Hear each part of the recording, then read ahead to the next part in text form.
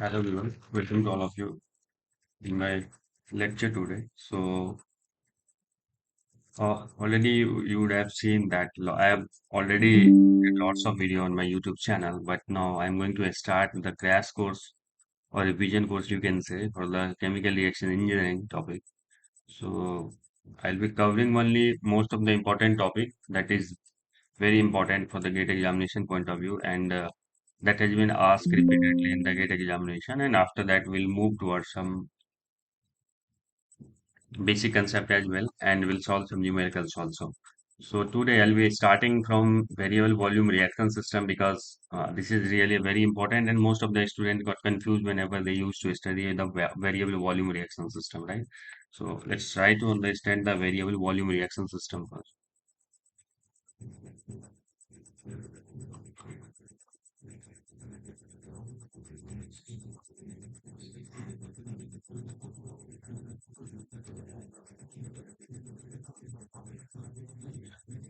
So before starting, I should not tell these things, but if you have not subscribed the channel, please subscribe and share with your friends so that they can avail the good lecture of chemical engineering. If someone does not have good amount of money to, afford the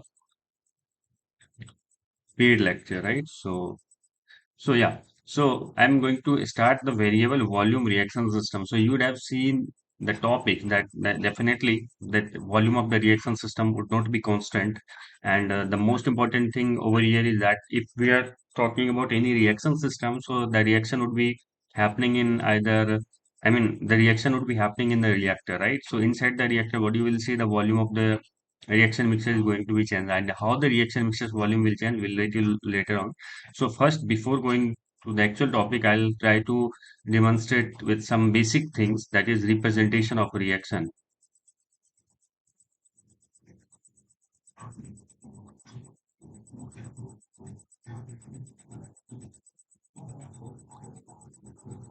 Representation of reaction. If a chemical reaction is denoted by a small a plus, this one is equals to C plus DD. So here you can see A and B is the reactant and capital C and D is the product.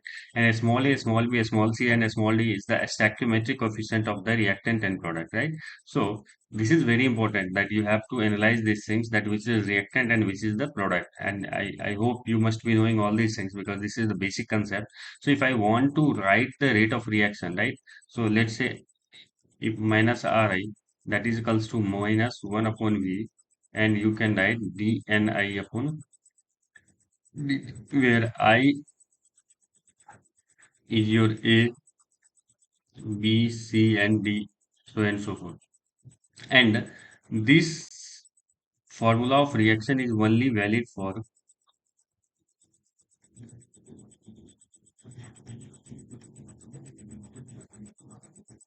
homogeneous reaction, means where the reactant and product both of these are in the same phase. That's why this will be called as the homogeneous reaction system, and we can define the rate of reaction in homogeneous reaction system, and this is your rate of reaction. So if you're thinking that gate will ask you only fancy thing, it does not make a sense, because sometimes you'll get 2 to 3 questions in the gate that will be very, based on the very basic concept. So you need to understand that thing also. So now, since you have seen that reactant A is getting reacted with B and producing product C and D, having respectively a, small b, and small c, small d, is the number of, a stoichiometric coefficient. So here, if in the reaction, if you want to define a small a moles of A will react with a small b moles of B, will produce small c moles of C and a small d moles of D.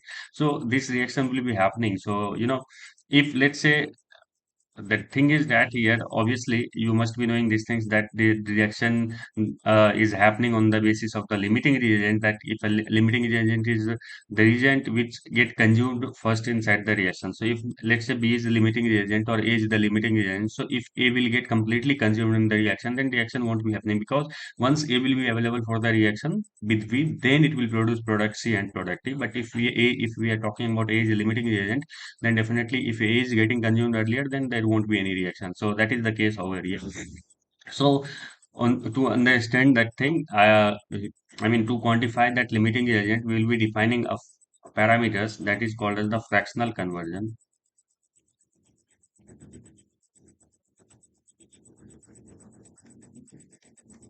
And fractional conversion, I'll be denoting at Ni xi. So I'll be writing Ni naught minus Ni and divided by Ni naught, right?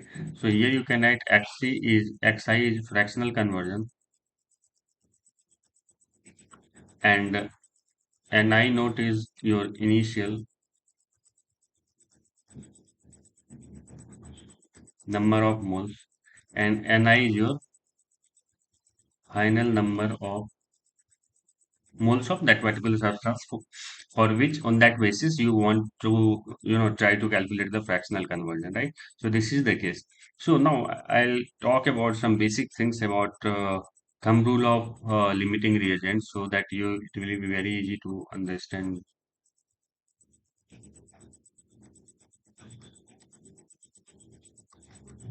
right? So let's say if a reaction is happening, A plus BB is getting converted into C, and let's say I'm giving you a 30 moles of A react with 10 moles of A react with 30 moles of B, right? So now here what you will see, so in the problem it will be given that 10 moles of A is getting reacted with 30 moles of B. So what you have to do, this divide 10 moles of A by 1 and 30 moles of A by 1 with the stoichiometric coefficient. So right, this one and this one is your stoichiometric coefficient.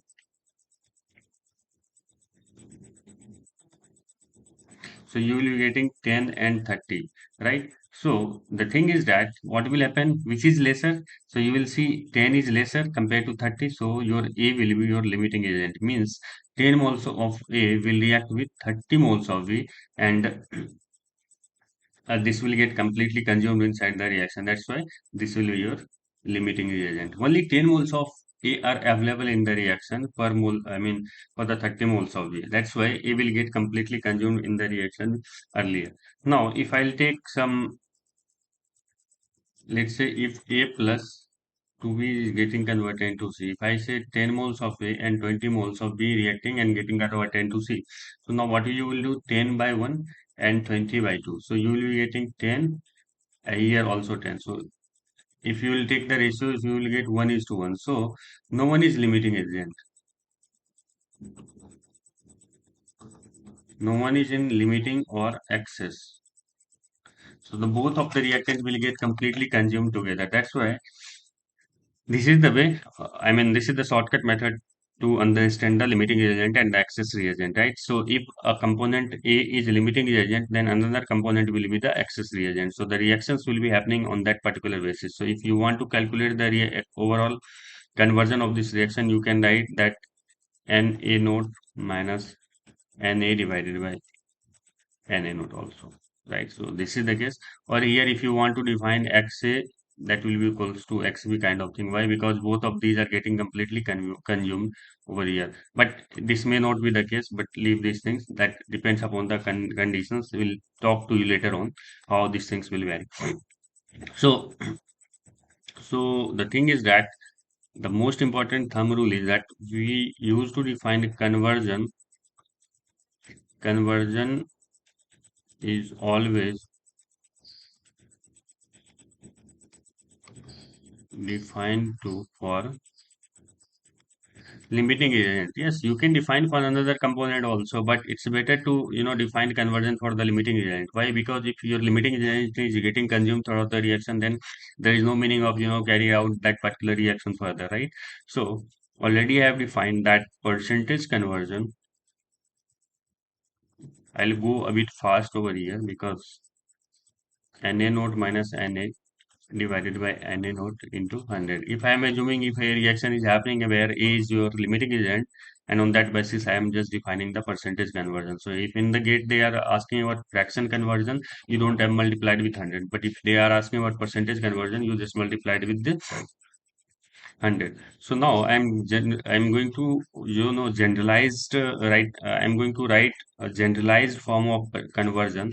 So if a reaction AA plus BB CC plus DD. So the thing is that since I'm assuming that XA A is our limiting reagent over here and the fractional conversion is A. So if I want to write final number of moles, so Na is equals to Na naught into 1 minus Xa. If you want to write Nb, so Nb is equals to Nb naught minus B divided by A, Na naught Xa. And again, similarly, you can write for the product Nc naught plus C divided by Na naught Xa. And Nd is equals to your Nd naught plus D divided by Na naught Xa. Right? So, I mean, I hope you must be knowing the significance of individual parameter over here, right? Now, since we have got these things, and if I want to write NB is equals to definitely NB naught minus NB naught XB, right? But here you see NB is equals to also NB is equals to NB naught minus B by A and a naught XA. So if I am assuming this one is equation first, this one is equation second. So from equation first and second, what you will get that NB naught minus NB naught XB that is equals to NB naught minus B upon A and A naught X. So your NB naught and V naught will get cancel out, minus minus will get cancel out. So finally you will be getting NB naught XB that is equals to B by A and A naught XA. So if you we are very much interested in knowing the conversion in terms of component B. So you can write B by XB is equals to B by A and A naught divided by and B naught and X. So with this particular mathematical thing, mathematical expression, you can calculate the conversion in terms of any particular substance, right? If you know the conversion of limiting reagent, obviously. So if you want to calculate the conversion of B or conversion of C or conversion of D, conversion in terms of another component, then you'll be getting this kind of expression. That's why I've just written all these things. Now, the thing is that since the reaction will be happening in a continuous stir tank reactor or plug flow reactor, right? So since this reaction, if the reaction is happening in, let's say, flow reactor, and you know the flow reactor, what are the kind of flow reactor? This one is your plug flow reactor. This one is your continuous tank CSTR. So here your reactant FNO2 will be coming and here this will be leaving. Again here FNO2 will be coming and here this will be leaving in this way, right? Because this is a flow reactor, so it's better to, define this particular parameter in terms of the molar flow rate. So if I talk about FA, that is called as the molar flow rate. And the unit of molar flow rate is mole per second. I mean, mole per liter per second, right? So I can write FA is equals to V naught multiplied with CA. Let's say the here is V naught, this one is CA naught, and this one is CA. So your V naught is called as the volumetric flow rate.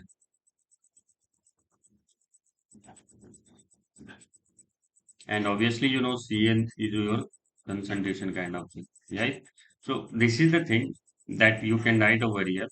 So generally, in case of plug flow reactor, we are very much interested in defining the parameters in terms of the flow FA.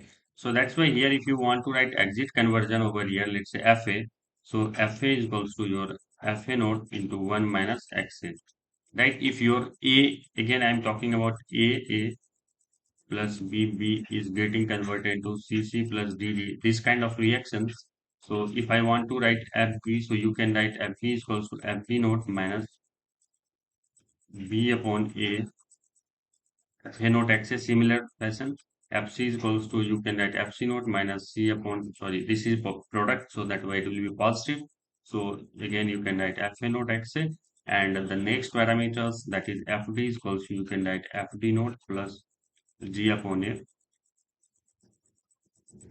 FA naught XA, right? So this is the way that one can write all these kind of parameters, and this is very important, right? So, but the thing is that I'm here to talk about the variable volume reaction system. So the first thing is that I'll talk about the types of reaction system.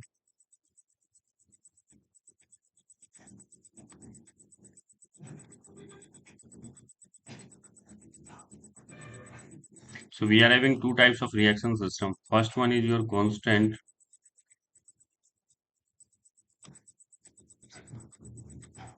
volume reaction system. So this will be called as CVRS system. And second one is called as the variable volume reaction system, and this will be called as VVRS. Is it clear? So I'm not going to give all this description of what is constant volume reaction system or what is variable volume reaction system, but overview I am giving that if a liquid phase reaction is happening, this is a constant volume reaction system, and here gas phase reaction system where summation of stoichiometric of reactant should not be equal to summation of stoichiometric coefficient of product, right? So this is some limitations over here. If summation of stoichiometric coefficient of reactant and product are required, then this will not be called as the variable volume reaction system. Again, that will come into the constant volume reaction system. But I'm not going to discuss what is variable volume because overview you can see that liquid phase reaction mostly occurs in the gas phase. I mean constant volume reaction system, and gas phase generally occurs in the variable volume reaction system. And I mean but there is one limitation that the stoichiometric coefficient should not be equal to the sum of stoichiometric coefficient of reactant should not be equal to the sum of stoichiometric coefficient of the product. So that is the limitations over here, and that you need to understand, right? So the thing is that, so if I'm assuming if any reaction is happening in the gas phase, so what happens if and all the gas phase reaction system behaves like an ideal gas. I'm just assuming the case of ideal condition. So PV is equals to RT or UPV is equals to your nRT, right? So if I'm talking about that is volume, so volume is equals to your nRT divided by P. So how the volume of the reaction system can change if I'll change the temperature. So here you will see volume is the function of your N, R, and P, right? So if you will change the number of moles, sorry, NTP, if you change the number of moles, temperature and pressure, then volume will change. But I am assuming that temperature is constant, isothermal condition. So your volume will be a function of only number of moles and pressure. So if you will, number of moles will increase, then volume will increase. If number of moles will decrease, volume will decrease. Or if pressure will increase, then volume will decrease. Or if pressure will decrease, the volume will increase. So this will go in this way, right?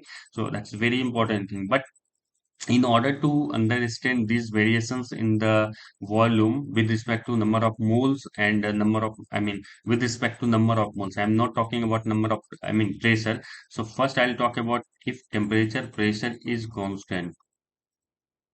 If temperature pressure will be constant, then your volume is a function of number of moles, right? So how these particular parameters will be incorporated in the I mean mathematical expression, and how this mathematical expression will look like, I'm going to let you understand these things right now. So here if you will see, if a reaction is like AA plus BB is getting converted to CC plus DD.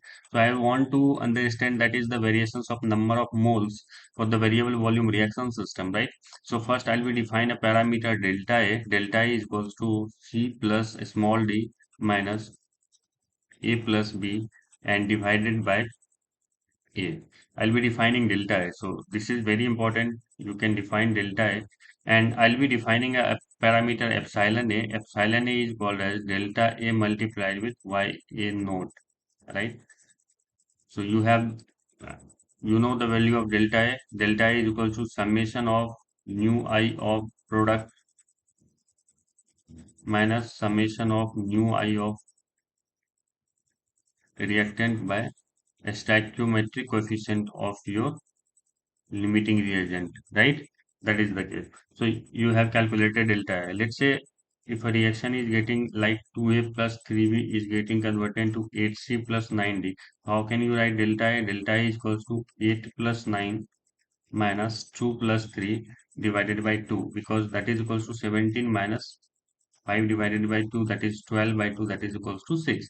So you have got delta A is equals to 6. If in the examples, if they have given that in the reaction mixture system initially Ya naught is equals to, let's say, 0.8. So you can write epsilon, that is equals to 6 multiplied with 0.8, that is equals to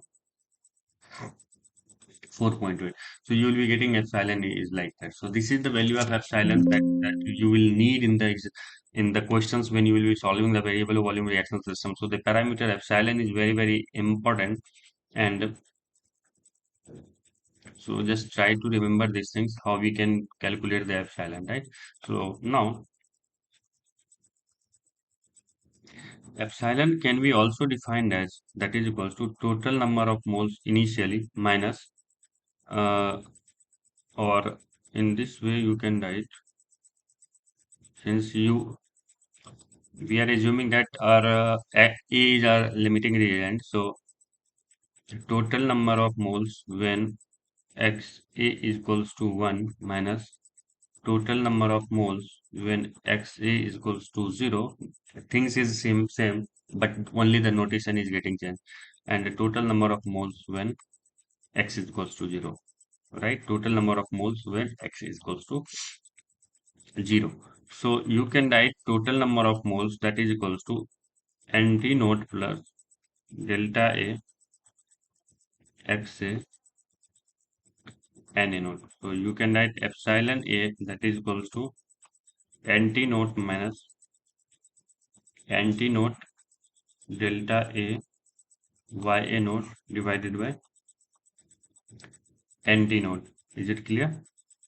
So again NT naught and NT naught will get cancelled out over here.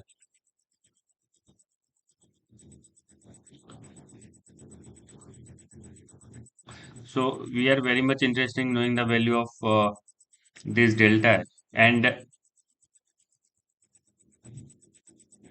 directly you will get this kind of value. You don't have to calculate all these things, right?